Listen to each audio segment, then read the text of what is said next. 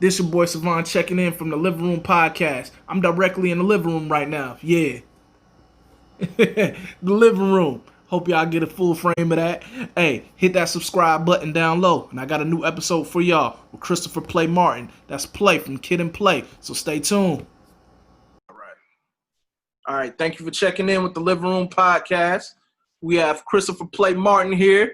I appreciate you locking in with me, brother. Thank you. Thank you for the invite. The pleasure is all mine. Thank you. And you're an OG in the game. This means a lot to me. And here's a fun fact about it, though. I was able to attend the Hip Hop Humanities course that you taught with Dr. Kwachi Clemens the first time it was offered. So I was one of your students there. Oh, so excellent. So this is kind of cool that it gets to come full circle. Gotcha. Yeah.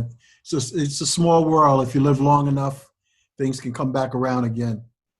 Speaking of that, how it's coming around again, House Party. 30 years. Who would have thought? 30 years. It's still a cult classic. I still watch it. It's a part of my regular collection. It's funny that movie came out when the year I was born. Wow. And I'm still watching it now. How was it, with you guys putting that together? It was work, but it was fun. They say the definition of success is getting paid or earning a living, doing what you love to do. So, we were young adults and having a good time in a new atmosphere, so to speak, because, up until that point, we were doing a considerable, large amount of touring, and coming off the road to take that break to be able to do an extended music video. That's the way it can be looked at. And meeting new people. And, we were already accustomed with LA, but not like that, not to the point where we actually ended up pretty much living there for quite a while. So a lot of fun, some great memories, but at the same time, I don't want to deceive anybody to think that it's nothing but fun. It is work. And it's interesting because it's like a rock and a hard place.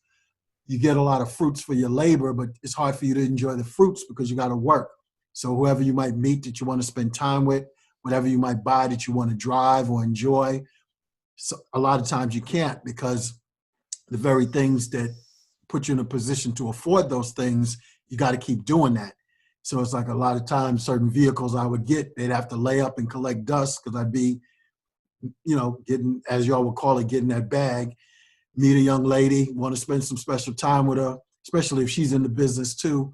It's really hard because she's got to show up to the set where she's got to go. I got to show up to the set or the recording studio where I got to go. So it's a balance and it's a give and take situation, but it's work, but it's fun, Got it. Most definitely.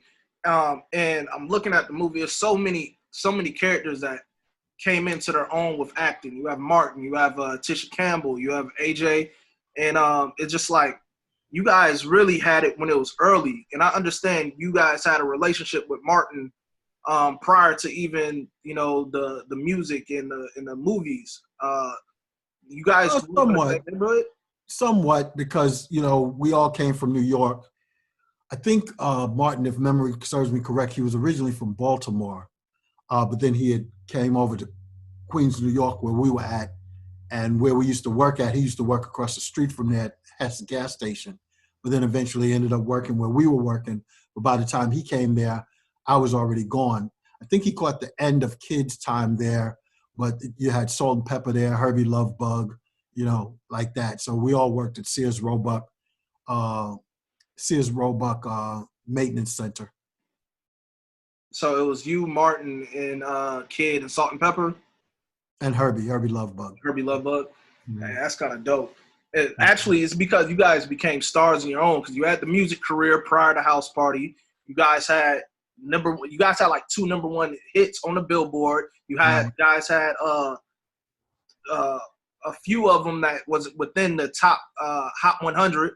So you guys were successful in music and then moved it on to the movies, which is big in its own way. But getting into the music part of it, how did you and Kid and Play become like a duo group? Well, we all came up in the same neighborhood together. Kid used to be part of another group called the Turnout Brothers. I used to be part of a group called Quicksilver and the Super Lovers. Both groups were close friends. As a matter of fact, one of the members of each one of those groups were actually brothers. So it was like friendly competition, but it was competition nevertheless, iron sharpening iron. It was very competitive, like, cats do. But life started to come in and parents began to give the side eye in regards to, what's up with school or what's up with getting a job. So both those crews began to, let's say, disintegrate. And, Kid and I, we were like the two last people when the dust settled, left standing. And I was out there in the streets. So I was up to a lot of stuff that I shouldn't even really be on this interview with, but to God be the glory, grace and mercy. But with Kid, he want to get, the reason the movies we do and chose to do them is because they really struck home for us. It was something we could relate to. My favorite movie is Class Act, because Class Act is a lot like how Kid and I was.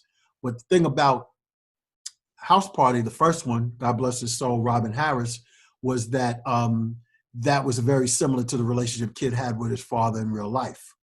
So, I kind of like was a bad influence on Kid on the come up in real life. But then, we just never quit. And we were around people who didn't give up on us. We had an awesome producer at the time by the name of Charlie Casanova, a couple other childhood friends of mine that was doing their things, living life right, getting, their chips and their money up. They knew they didn't rap or wanted to rap, but they wanted to invest in rappers. And Kid and I were those dudes. And at the same time, my good friend and teenage buddy for many years, Herbie Lovebug, was having his success with Salt and Pepper. But then when he was ready to start getting into something new and different, he didn't have to reinvent the wheel, because Kid and I were already making noise and had a momentum going in New York and in the tri-state area, in Philly, in Jersey, where hip hop at that time really counted for a lot of people. So, that's how it all kind of came together. Relationships has a lot to do with it. Yeah. Yeah. Relationships is big in anything. We as the industry outside of it, just building those relationships is great. And when you guys together as a duo group, you guys accomplish so much more, but you guys are a part of a lot of historic things.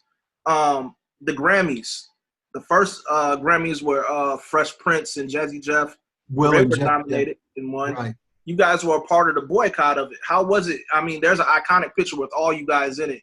Salt and Pepper, Public Enemy, and Fresh Prince. How was that at that time for you all? Well, the thing about it is some people can attribute it to right place and right time. We're all friends. And one of the things that wasn't really spoken out loud then, but it was in our spirit, was who thought we would ever be doing anything like this? You know what I'm saying? And then certain things happen, like not to make ourselves equivalent to Rosa Parks, but I'm sure she didn't get up out of bed that day saying, let me go do what I'm going to do on this bus and be a defining moment and change history. You know what I'm saying? I mean, change things, the future. So with us, it's like, yo, our dudes, Will, Jeff, they're going through something. They want to say something. They want to make a stand, and they're inviting us to do it. Yeah. You know what I'm saying? That's how we roll. That was that mentality and stuff. Never knowing that getting out of bed saying, yo, let's take this picture on top of this roof so that, this thing could be an iconic image, as far as where the relationship with the Grammys and all of that. So I'm glad, and we all are glad, that we were a part of something, but at the same time, it's humbling. But the reason why it's humbling is because we didn't mean to do that. We weren't Urkel, you know what I'm saying? We just wanted to support our people, you know what I'm saying? And support them in something that was justifiably right, Yeah, because I look at the Grammys, I look at where music is right now, and it seems the stuff that you all stood up and made a stand for then, it's like a continuation that artists still have to do today. They gave us a little, we get the awards on TV, we get the performances, but it still seems like they don't get it. And well, why should they have to get it? That's my thing with that, with all due respect. It's like, haven't we been doing this long enough and have accrued enough to have our own? And yeah, you could look at other awards like the BET Awards and stuff like that. So if that's not enough, yo, let's have that dialogue and ask why isn't it enough, and then make it enough, because there's too many of us that are very wealthy and things have been built off of much less. So, after a while, my thoughts is why we will never get it. We'll never get it. Even if we get it, it still won't satisfy us, because that's human nature. but we'll never get it the way we want it. And why do we want it from that? Now, I don't want to say them because I don't want to get into a whole racial thing. Right. But why do we have to get it from that? Why can't we have, our own? And I just think that can get into a much deeper conversation in regards to the mental dysfunction of a people to a certain degree. Yeah, and I actually agree to that point, because it's like the hip hop culture is what's being used to sell everything these days. Is Right. We've taken over fully, and it still seems that we still are in a sense still hoping to get that approval when this is something that we started. It's something that was built upon our culture. So it is kind of frustrating, but I still see, even with the Grammys and with how Billboard or how music works, it's just like we still are looking for a stamp of approval, when honestly we were the ones that introduced the cool. Exactly. So it is frustrating seeing that, and you guys stood up for that early on. So it's like it's still coming full circle. Moving on from that, you guys were trendsetters from the high top phase, everything. I mean, even on FAMU campus, we had somebody that that was his thing, the high top phase and everything. You guys are always fresh in the movies and everything, but you actually had the opportunity to move on with doing stuff in fashion, working with Dapper Dan and everything. How did that come about? Just again, wanting to continue to feed and nurture another side of me that has always been therapeutic for me. It's what I like doing. I like creating. I've moving very much into the digital space now when it comes to like documentaries and stuff of that nature. But, one of the things that I lived vicariously through until I was able to be with the type of people I wanted to be with at that time, drug cats, athletes, high profile, ghetto superstars, things of that nature, I would draw those people. And, one of the things in Proverbs in the Bible is your talent will bring you before great men, if you want to look at it like that. So for me, along with some other things that was going on, it got me the attention with people that I wanted to see my stuff on. I used to paint people's names on the side of their Lee jeans back in the days, like graffiti, like vertically, no, horizontally, but on the leg. But that grew into more designing and things of that nature. And again, it's relationships. So having the kind of relationships I have with my girls, Salt and Pepper, and especially Herbie, they saw that passion in me, that talent. It was all, we was all a crew. We all had things to do. Like with me, it was the art, it was their clothes. With a kid, it was the music, it was the lyrics. Herbie, tracks, lyrics, girls, talent beyond others, beyond, up and beyond. So, one of the things I did want to do was to have my own shop that eventually came, shortly after DAP had to shut down after the unfortunate incident that took place in front of his spot with Mike Tyson and Mitch Green at the time. But prior to that, I didn't have a shop. So I just would draw my ideas, and DAP was impressed. And, he gave me a pass where others didn't have. Like when it was time to do those jackets, I did Pusher jackets. I had to pretty much live there in the shop in the back with the other designers or with the sewers to make sure that the jackets turned out the way I wanted them to be turned out, and at the same time that they got done on time, because they were done at the 11th hour, that I had to get on a plane to rush out. I believe it was Florida where we shot that music video. So I just got off the plane to get that to get those outfits to them. But that was a DAP and I collab, along with the Too Hype, the Getting Funky video for Kid and I. And then when I did have my own shop, I started doing stuff for Michael Jordan, Heavy D, Father MC, Third Base, The Girls. I know I'm leaving a group called Intro. Quite a few people. I know I'm leaving out some people and stuff, but a lot of stuff was done there. Yeah, because like you was kind of the man prior to all that anyway. You was in music videos for Salt and Pepper and all that in the beginning stages, right? Well, my very first music video I ever did was the music video Tramp, which was a ball. There was work again, but the outcome was really interesting because I think at that time that was the closest thing to like being in a movie.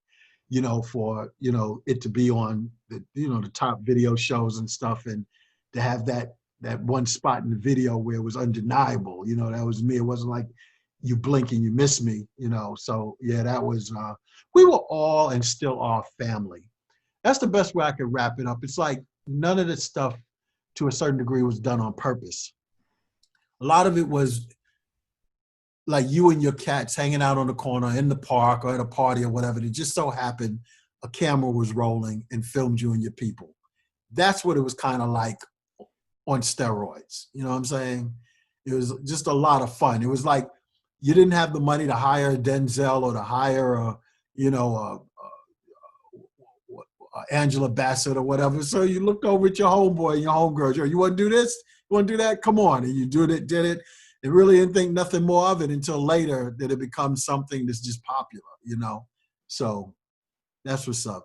I look back at all that stuff and I'm like, man, it just seems so natural. It didn't seem like, how it is now, where everything just seems, there's of course always the entertainment aspect of hip hop and where it is now, but Right. it just seems so much more organic for you guys. Like you guys, we look at the dance scene in the house party, the first house party, and just like, man, I wish we can go back and have house parties like that now. Right. And we came close to that with me attending FAMU. It was party central, but at the end of the day, we still went to class every day. But that was the closest that I got to that feeling, Right. Of that space. And so what you guys were doing, man, we look back at it and was like, man, only if we could have been around and living around that time, it seemed like it would have been dope. Right. Yeah, when I teach, I've taught my, hip hop classes and stuff. It's amazing to see the looks on people's faces when I show the music videos or footage from that era. And you could just see the look on a lot of students' faces of like what you just described, which is interesting to me, but still enjoyable that, maybe give hope or give a thing that something like that can exist or has existed, And going back to that, with being able to have you as one of the instructors of the class. I remember when I first seen your name on the syllabi. Originally it said Christopher Martin. And a lot of people was like, who's Christopher Martin? They're looking around. I'm like, I automatically know who that was. Right. But before you walked in, I'm like, nah, maybe I'm doubting this. This is not who I think it is. And you walked in, I was like, oh, snap. All right, this play. And so it was kind of like a starstruck moment for a minute because like when I say I grew up watching movies like Class Act and all the house parties faithfully, and to see you come in there and instruct, it was like now I get to see you face to face and be able to ask these questions. And I took so much from that class already with me being a hip hop head as is. With you in your background before music and all that, did you ever think that you would see yourself now talking to college students at these universities about this? No, not at all. I got kicked out of 5 high schools. So the whole thought of me returning or being a part of anything to deal with higher education wasn't even in nowhere on the list or in my mind because, to a degree, I guess I thought I blew it. But when I decided to accept my new agent, my manager, my lawyer, and my accountant, Jesus Christ, and it was time for some instruction on whatever the purpose of my life was to be, the instruction was very clearly, it's time to go back to school. But I thought it meant being a student, which I had no problem with. I was humble with whatever I needed to do. But I ended up being an artist in residence at Miles College in Birmingham, Fairfield, Alabama. Then from there, North Carolina Central University, and having a great relationships with these presidents and these chancellors. And just so happened the chancellor, James Ammons, came over to FAMU. And I didn't come with him right away. I really thought I was supposed to stay in North Carolina Central University. So I did stay there for a while, but he stayed in touch with me through Dr. Kawachi Clemens, who did come with him for me to want to know if I changed my mind yet. So when I did come to FAMU for a while, I did FAMU and North Carolina Central University. I would fly back and forth. But that got to be much after a period of time, and just Chancellor Ammons had convinced me that, FAMU was going to be a good spot, and he was right. So, it was amazing. Even when we did North Carolina Central University, myself, Dr. Clemens, and Ninth Wonder, we thought that we would be able to do it in a regular classroom But I think after our third class there, we knew we had to go into the auditorium because the class was too big, and the class went up to like 160 something students in the auditorium, not to mention visitors coming in to sit in on the class. And, one of the things I wasn't able to do to the max that I did at North Carolina Central University, we had surprise guests at North Carolina Central University. We had Trey Songz come in and speak, D from Run DMC. I know I'm leaving out people. My man from Buckshot Shorty from Black Moon. Quite a bit. I'm leaving out some real other big names. But the big thing to that class was you never knew who was going to come in and surprise people, you know what I'm saying, to speak, along with the academics that went along with it. But we did a pretty good job at FAMU, I think, so yeah. I mean, me being a student there at FAMU and being able to attend the class, I appreciated not only being able to get the fundamentals of hip hop, people really understanding the origins of it. I mean, I don't know any other class that I'll be in at FAMU where we got to see Beat Street, stuff like that, and actually are taking, these tests on the fundamentals of hip hop and stuff like that. I would have never thought in a million years, that would be something I'll be attending at a university. And so I will always remember that. And prior to you coming in for that class, I met you at a music conference or a conference that they were having there at FAMU. And the next year, you were one of the instructors. And I think that was my junior year, my last semester of my junior year. And so that was all dope to me. And I appreciate everything you guys did, just in that space. Cool. All right. So you guys had House Party 2. You guys had House Party 3. It was a little bit of space between 2 and 3, of course. 3, man, you guys had Bernie Mac, you guys had Immature, all of that. And then you could see how you guys were coming in with the times of where hip hop was with TLC and all that. And even, the end song of that movie. So you guys transitioned into that era of music. How was that? And how did you guys fit that into the movie so well? Like, how did that come about for the script of that? Collaboration, everybody being on the same page, a lot of fun behind the scenes as well.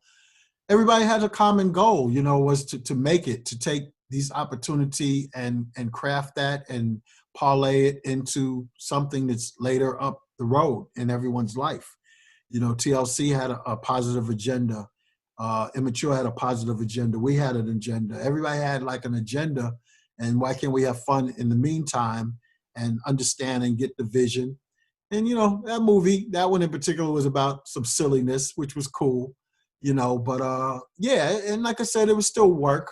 But at the same time, like Kid and I have always had an understanding when it gets to the point where the work or it starts getting dreadful or it's not fun anymore, we're ready to take a break, And one of the fortunate things, it was a rare thing that we were able to do and had, it was such a blessing, is when we got tired of doing movies, we could go do a new album and then go do a tour.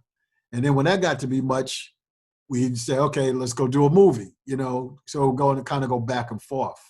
So, that was fun. Not too many people had those kind of choices or options. And with the touring life, you guys had the opportunity to tour with other greats. NWA. First tour they ever did, yeah. How did that come about? Because, you guys we think about Kid and Play as a duo group, and then you think about NWA. You guys are, music-wise, the polar opposite of what people think of with hip-hop. Right. But you guys had a lot of similarities outside of music that people wouldn't have, us looking from outside in. It's about diversity. Back then when you listened to the radio, after Heavy D and the Boys went off, then you had some Public Enemy. After a Public Enemy song went off, you'd have Arrested Development. It was about diversity, and you were bringing the same thing to the concerts. We were and are friends with them. We had a lot of laughter, laughing till tears in your eyes, behind the scenes. I knew Tupac very well when he was dancing with Digital Underground. We did those tours together. But the thing about us was the blessing and the favor we had with Chuck D, and still do. Chuck D loves Kid and Play. Every tour they did, he always was like, I want Kid and Play on our tour. So we did all of their heyday or their thing. We were on all those tours. So that NWA thing was they were coming on that tour we were already doing on the regular with Public Enemy. So it's funny, kind of surreal, like even when you saw that movie Straight Outta Compton, when I saw that scene, you know, I knew that venue, I knew that thing. That was a tour we all did together. So a lot of defining moments, you know, special times with Tupac, special times with them. You know, I remember a time with them when we went to certain, mostly in the Bible Belt, you weren't allowed to curse during your show. You know, one of the famous times was Bobby Brown getting arrested for humping on stage. Right. Well, we went through that same thing too. They say, you know, none of that, no cursing, none of that. Well, there's a song in Getting Funky. There's a part in Getting Funky where it goes, don't even mess with me, we're getting funky. But in the live show, we go, don't even F with me, we're getting funky. Now, you already know NWA's show. So it's time to go to this town. We've been warned. And everybody has a decision to make. Are you going to get and do it, or are you going to get arrested? You know, do your regular thing and get arrested, or the way we all looked at each other, punked out. So Kid brought to my memory the other day, one of the shows was we did do it, but on one particular show, we didn't do it with them. And they knew how our show went. So every time, when it was time to do our part in the show, we said, don't even mess with me, we're getting funky. So after that, they wouldn't leave us alone. Like whenever we'd see them in the hallway or be together, whatever, don't even mess with me. You know, they would like tease us because we punked out on that thing. So there was just times like that. There was just real funny clowning around and all that kind of stuff. But it was, again, you really didn't know it at the time. We didn't know, even though everybody was crazy successful on the tour, you wouldn't be on the tour if you weren't making noise. But who knew what everybody was going to be iconically in this culture up the road? We had no idea. It's not like, okay, yeah, you know, if we do this thing with NWA, they're going to be iconic in the future and they're going to make a movie about them. So we need to do this right. You don't know that. You're just doing you. And look what happens, you know? Yeah, and those are dope. Man, I know you got tons of stories from back then. Oh, do I? Yeah. That alone just, man, that's big. And then I'm looking at it, you guys, House Party 1 through 3, and then you know, there came Class Act. You know, how did that come about? Oh, you know, Hollywood wanted to make movies with us. That meant a lot because I think that was Warner Brothers. They, you know, a lot of people were coming at us with movies and stuff, but there was a lot of movies, scripts that were just laying up on the shelf. I forgot who was supposed to do Class Act. I think it was supposed to be Danny Glover. No, there was a movie called Gone Fishing that they wanted us to do, and Danny Glover and Joe Piscopo ended up doing it. There was a movie that was meant for some people, and they didn't do it. Something happened. And when we read the script, we said perfect, because it was just like our lives in real life, or very similar to it. So, you know, that's my favorite one out of all our movies, you know.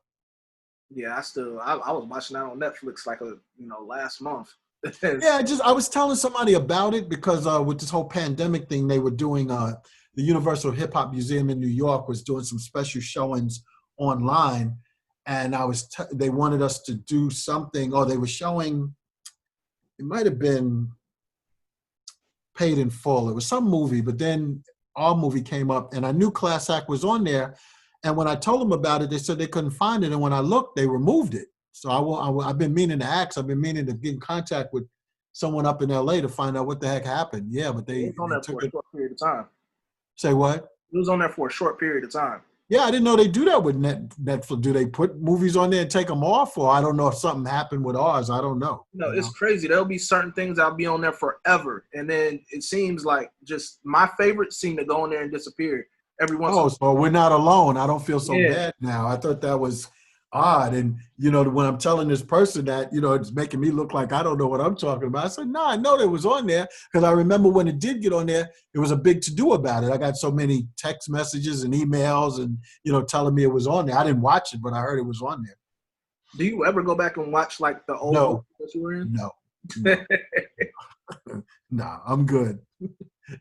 I'm good. I'm looking at that. They you know, it been, you know, we're so obsessed with the nostalgia of the 90s and hip hop in the 80s and everything. And you know, later on down the line, there were remakes of House Party 3. I mean, House Party 4. And then you had another House Party that came out some years ago.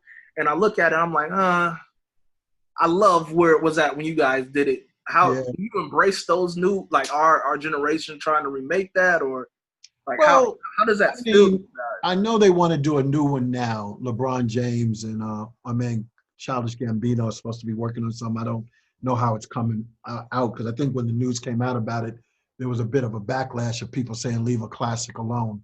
But I don't think about it, and that's no shame. I just don't. You know what I'm saying? Because house party, the term and the experience is so universal. Kid and I don't own it. And if anybody owns it, it's Reggie Hudlin and Warrington Hudlin who created it. We're just happy that we were invited to the party, excuse the pun. But no, I mean, and it's interesting because when you hear about things like that, or even someone giving an actual real life party that's called a house party or something they're doing online or whatever, you can't help but hear that name and think of Kid and Play. So in a way, it's like free publicity for us, so it helps keep us relevant. You know what I'm saying? Because when people even throw something with a house party theme or whatever, someone will text me or whatever, and they're like, "Do you know about this? Are you getting any money for this?" And I'm like, "It ain't that serious." But the fact that, as a matter of fact, people actually do that and still put our faces to it. But I take it as a compliment. You know what I'm saying? No, I'm good. Yeah, because I mean, the fourth one made sense. It was Immature redoing it. Immature was in number 3. When they were children. So I mean, if Right. anything, that sort of makes sense why they kind of want to recreate that. But I'm looking at them and I'm like, okay, we love the ones that we grew up with Wonder Right. Woman, of course. Now, present day with you have brand news and everything. Can you tell the people about that and what you have going with the brand new? But I have several things going on. My plate is more than full, and I'm thankful. I have Brand News in Life where hip hop has a new direction. It's basically a news platform that just gives me the opportunity to provide a platform for other like-minded cinematographers, getting out there, getting stories on people. Our other motto is information about people and events making a difference around the world and even up the street. So to be able to do that, and it gives me the opportunity to sharpen my craft as a cinematographer. Because in my travels, I meet so many people to tell me about things they're doing that, people don't know about, excuse me, but they're mad interesting. They're exciting and they're original and unique and most of the time a blessing for other people. So that's one thing. Then the other thing is my documentaries. I'm finishing up a documentary now called And I Danced, which is a documentary about all the dancers who started out in the low budget, no budget, now considered hip hop icon music videos, anywhere from Heavy D to Public Enemy and all of that, all these dancers to dance for them. And those dancers went on to dance with Michael Jackson, Whitney Houston, Madonna, Prince, Janet Jackson, the list goes on. So that'll be out in about a month. And, those are two things that come to mind. I know I'm forgetting something else, but, that's my thing, is to take, for Act 3 and 4 of my life is now to explore the creative side of me, now that my itches have been scratched and my thirsts have been quenched in regards to what I'm more popularly known for, the music and being in front of the camera and in front of the microphone, but now things that I love doing behind the microphone and behind the camera. Yeah, you guys are real fortunate to be able to still tour off, your hits, to still be able to have your movies played everywhere. There's We artists are. that would dream to have the type of careers that you guys had with being able to do movies. You guys had a cartoon. You guys had hit albums, hit records, and in this day and age, artists come and go. Is there anybody that you listen to as far as hip hop now, or My playlist is stuck in the 70s and 80s, late 60s. I'm Earth, Wind, and Fire. I'm, even some Steely Dan. Those were very special times in my life. You can't go back and you shouldn't want to go back, but they get my creative juices flowing at a younger and very special time in my life. I understand today, I get it, but for what you would call being age appropriate, I have no business relating to what the younger heads are talking about today. There was a place in New York called the Latin Quarter back in the days, and it was that and Union Square and A couple other places was the place to be, for real, for real. But I'll never forget, during a period of time there was an older gentleman that would always be around. And he had on the real deal jewelry. He had on the right jewelry, had on the right clothes. He had the right car outside. Either it was a Benz or a BM or whatever. But he looked like a fool being there. You know, he's this very obvious older dude. Maybe some of the younger girls was tricking him and all that stuff. But I promised myself when I would see him, it did look sad to me. And I said, I'll never be that guy. And it's just a time in life where you just need to know it's time to leave the party. You know what I'm saying? Metaphorically. So for me, you know, I think it was something LL Cool J said one time. No, somebody said about LL Cool J. I'll leave it alone. I won't even go any further. But it's like, I have no business knowing or relating to whatever's being spoken about amongst teenagers today. I'd be that guy that I swore I'd never be in the Latin Quarter. And nothing bad about LL or whatever. It's just someone who had took a perspective during like one of his last albums where he was really doing it. It was just very obvious to the viewer that for him to be as old as he is and to be on, I think it was 106 in Park, something didn't seem right. You're this older guy and you're trying to get these young girls excited. You know what I'm saying? So it was no fault of LL. So I don't want to leave it like, you know, I'm throwing shade at him or anything. But it just comes to that point. And LL, you know, look what he's done. Moved on to be successful in, you know, television. So for me, it's just very important that I know when it's time to leave the party. Or if I'm still into the party, at least let me be the club owner, but not the person on the dance floor waiting for the next song to come on. You know what I'm saying?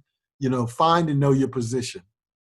And, you know, I do still feel like, you know, legends in hip hop still have a say so. Because you guys, you know, it keeps going. We all see hip hop going phases, but I still feel like you all should have the voice to be able to speak up about where hip hop is right now. And it always seemed, you know, like at some point in time there were old school going against new school, but you guys of course are somebody that we look to keep this thing going. So I do feel like you guys do have a say so without it being that's true. Just like your parents would have a say so. Well, offer advice when asked from a child that's now on their own. Hip hop at the stage, the young cats, they're on their own. The only thing that I would remark about is to try and remind and let them know your words have power. You know, it's like things that you say and do. There are undeveloped minds out there that look up to you, unfortunately, more than they look up to their parents, and they're going to follow what you say. You know, and that would be the first thing, if anything else, that would be off the top of my dome. And I'm always on, you know, I do the social media thing. I've seen a post. I'm checked into all the versus battles that's going on with Swiss and Timbaland. What is your opinion on the versus battles, if you are aware of how those things are going on? I see the excitement. I speak with people who watch them. You know, for me, I get it, but I'm listening to Earth, Wind, and Fire. Got You know what I'm saying? I mean, I get it. It's like, you know, it's to fill a void. People want some degree, and it's definitely understandable at times, some escapism. You want to enjoy some music. You want to be entertained, and to be able, you know, from what I understand and the little that I've seen, you know, I like the fact that it's supposed to be about the celebration of artists celebrating each other and all of that. I get it, but it's cool. It's cool. You know, as long as it's, excuse the pun, it ain't gonna hurt nobody. It's cool.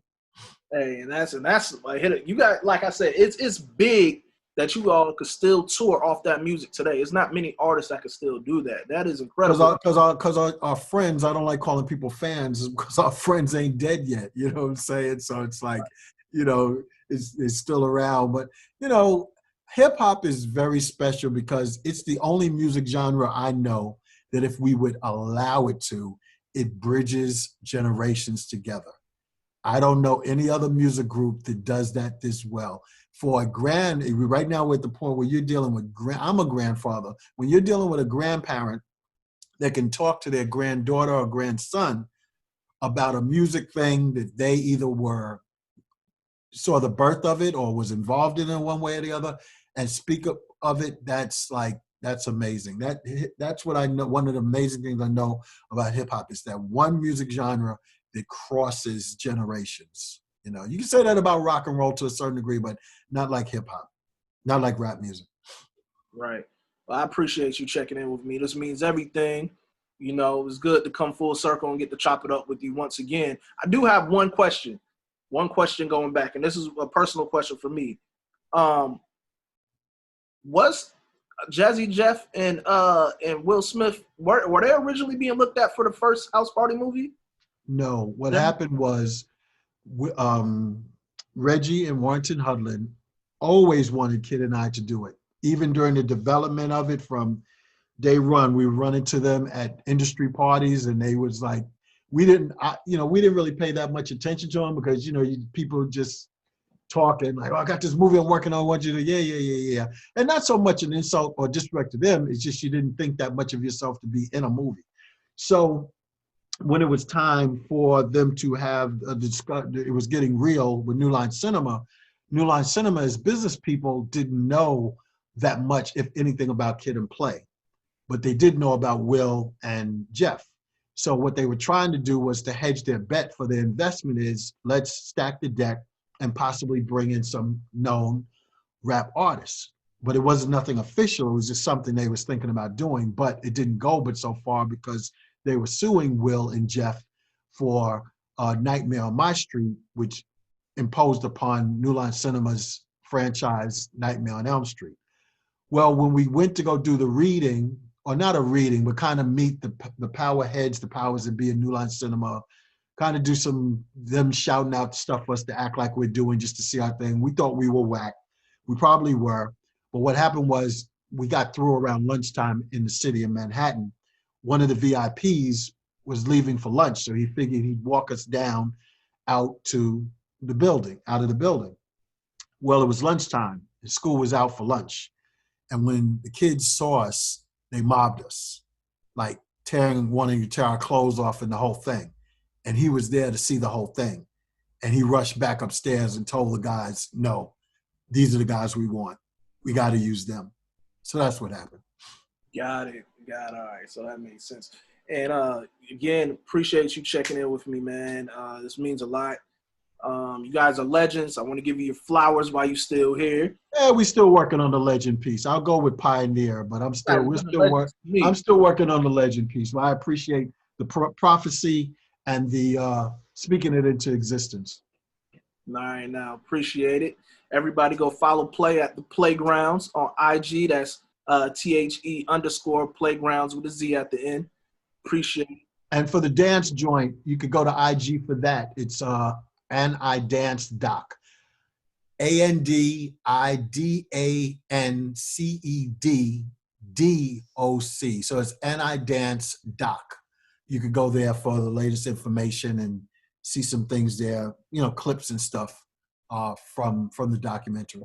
And it's brand news. That's the other one. ITZBRANDNEWZ. Anything that's supposed to be an S, replace it with a Z.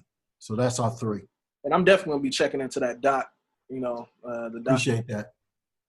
And so, again, I thank you locking in with me in the living room. And, I'll be checking in with you another time, man. Love, peace, and hair grease. And I'll give you some notes. Since it's called the living room, that's what it's called, right? Correct. Arrange your camera and the stuff where you go back some so people can see the couch and see that it's a living room. Yeah, because I'm definitely in the living room. I do all the interviews directly from the living room. Yeah, bring it back a little bit so people either pan it down, do whatever you need to do so people can see an element of a living room in there. Because I see the top of the couch, but, jazz it up. What's the dope thing? You're the first person I actually did a video interview with, though. Oh, really? Oh, that's right. You did tell me that. Okay, yeah, cool. You're the first person. Well, hopefully it's the beginning of good things if that's what you end up liking. Yeah, we want to keep going. God bless, man. All right, man. And success.